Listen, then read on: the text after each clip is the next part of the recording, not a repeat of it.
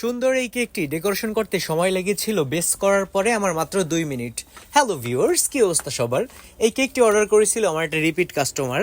কেকটা ডেকোরেশন করার জন্য প্রথমে আমি রেড কালার দিয়ে বেসটা করে নিচ্ছি। দেন আমি কিছু বলগুলো ইউজ করছি, যে নন এডিবল বলগুলো থাকে। তারপর একটা ফেদার দিচ্ছি। আসলে আমার ফেদারটা একটু আঁকাবাঁকা হয়ে গেছিলো ডেলিভারি করার সময়, ওনারা একটু কুরিয়ারে ঠিকভাবে আনে নেই। তারপর একটা ডল দিয়ে নিলাম মাঝখানে পেপারের, আর একটা চকলেট টপার। দেন আমি কিছু ক্রিম দিয়ে এডিবল প্রজাপতিগুলো দিয়ে নিলাম। দেন কিছু সুগার বল দিলেই কেকটা একদম কমপ্লিট হয়ে যাবে। দেখুন কত সহজে একটা কেক ডেকোরেশন করে ফেললাম। দেন আমি কিছু সুইট বল ইউজ করলাম। আর এটা আপনার ইচ্ছে মতো। এখানে আমার কাছে বড় পার্লগুলো ছিল না, তো বড় বড় পার্ল আছে, ওইগুলো দিলে খুব সুন্দর লাগতো আরও।